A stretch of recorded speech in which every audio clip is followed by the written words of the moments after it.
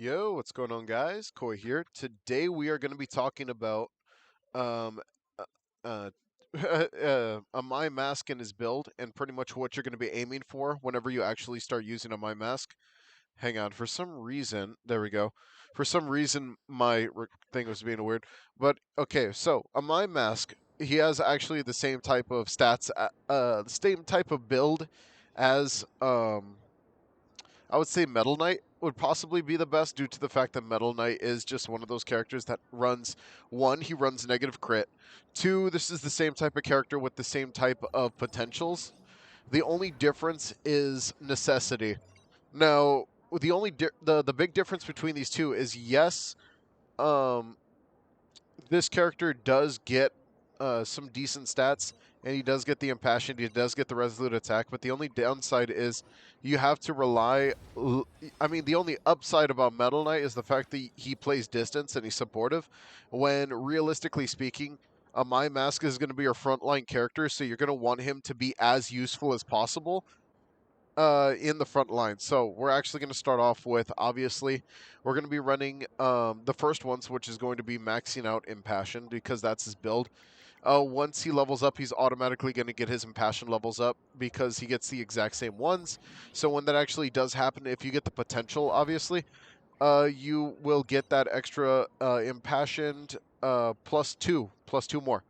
So it's not exactly like the maxed out in passion that you would see on like a character like not Atomic Samurai, um, Saitama or just like Saitama or stuff like that. No, this one only goes up to 7, which it will automatically raise up the total effects level for you. The other thing is, we are going to also be running, obviously, Resolute Attack. Resolute Attack is absolutely ridiculous, and it's going to actually be fully boosted as well, and it's going to automatically do that for you. So, then what would be the other move for this? Realistically speaking, running Resolute Rage is nice, but let's be honest, you don't really want to waste 3 slots on a 12% damage boost, especially on a character that that is does base off of Resolute Attack, but I would actually take the Putty Prisoner approach first, and I would actually run Resolute Defense because he does base. If you check out a My Mask's actual stats, if we go over here and we go to his potential slot, you'll see that he's actually a character that for every 1% negative crit rate, you get the damage bonus up to 10%. So, I mean, that is kind of nice, but that's not exactly as crazy as, let's say, like Silverfang, because I believe Silverfang is the same way, but he's a lot more aggressive. Um, and I believe his is a stronger version of this. Or let's see, because that's what I remember at least. Yeah, provides attack Oh no, his is attack percentage. So that's like negative crit, but it's like the weakest negative crit stats I've ever seen, honestly. I don't know why it's set up like that. I could have swore it was like supposed to be a little bit better, but I'm guessing they just have it like this because not that up here. With a maximum up to 10% is kind of weird. I don't think that's very useful, but maybe that's just me. Uh, so I don't really want to throw a negative crit build on this guy like that, but at the same time, let's just talk about what you're actually going to be using first, which is totally going to be knocking out Impassion to Resolute Attack. Running Resolute Defense is not really necessary, but it's useful if you intend on taking hits. Now, if you don't intend on taking hits, and you like 10% buff is not really that strong. So I mean, you could get away with doing something else here, and that is where I'm going to be a little weird about this. I would say, like, obviously, one, we're going to be running his. Let's see, where's his little thing? His mechanism. Oh yeah, perfect intent. So over here, my mask gains 15% damage, a bonus up to 10 seconds after every successful dodge. And that's like very, very nice. And he also becomes less prone to interruption. So this is actually one of the best like working mechanisms for a character I have seen yet, because this actually benefits his entire playstyle, which is full on aggression. Now, like I said, we could run Resolute Attack, but is that super necessary when we could just run countermeasures instead? Now, countermeasures or raid break or even first strike would even be really, really nice for this character. He's super, super, super flexible whenever it comes down to actually building this character.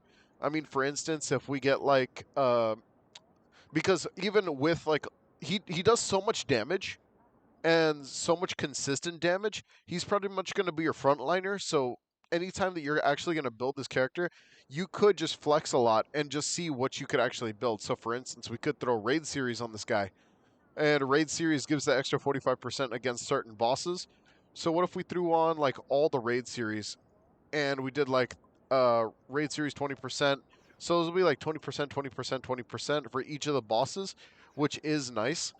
I mean, this is like obviously you're going to be using like impassioned, resolute attack, perfect intent, but this character's super flexible. You could even do raid break, and he'd benefit from it. Yes, he wouldn't get the same type of like ridiculous stats, but keep in mind this character is going to be attacking so much. Even a raid break would be semi-useful on this character. Uh, Another one would possibly be like not countermeasures. Uh, what's that other one called? I think Re- that's the thing about Resolute Rage is that Resolute Rage is nice, but it's not exactly super necessary. And the rest of the stuff's like mostly made for crit. Let's be honest here. Uh, so I think that either Raid Break, you could throw Raid Break, you could throw First Strike on this character if you wanted to, which is a super weird one. But imagine you're just wanting to do raw damage. This would possibly be the way to go. Because what if you were just going to like throw full on first strike on this character if he's your main, and then just really, really, really just go hard on the paint, which would leave you with one extra slot. But keep in mind, if you keep first striking and you use the ultimate multiple times, with this character's damage potential, you're just going to be getting ult super fast, right? Because this character is attacking 24/7. You're going to be getting ult super fast. You're not going to get interrupted very often if you run the mechanism, and you're going to be able to do some ridiculous amounts of damage, very consistent amounts of damage. Even building that meter, that first strike meter, even faster than you would think. It's like using I don't know if you guys play the abyssal mode, but it's like using the crap, what's that little token called? It's a legendary effect that boosts your ultimate gauge very fast. You're pretty much doing that with this character because whenever he's doing his mode, he's going to be building ult gauge like freaking crazy, especially if you throw something like first strike on this guy, which is just like something I would personally do because you're already getting impassioned, you're already going to be getting resolute attack, you're already going to be running perfect intent. So I mean, that's a nice little damage bonus. But if you actually run first strike on a character for once, it would be really, really beneficial, specifically to this character that could build up so fast. That's just me though. Like this is like glass cannon. This is like you're going all in. Obviously, you can go the route of just like maybe running the resolutes, which is just running resolute defense. Obviously, you get that damage bonus.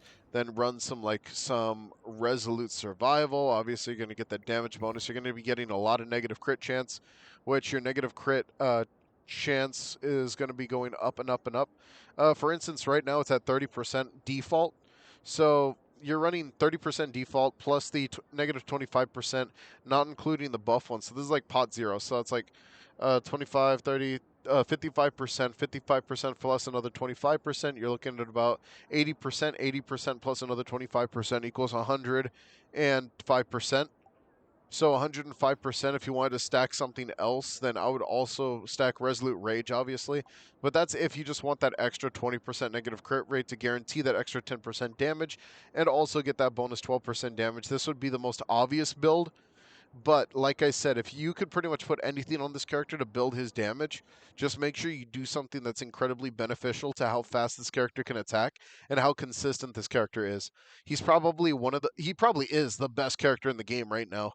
So I mean, I'm still trying to pull him, and that's just me. You know what I mean? You know I don't pull on shit. But like freaking this character is obviously something I would totally pull on because this character is so ridiculous. They made him very, very good.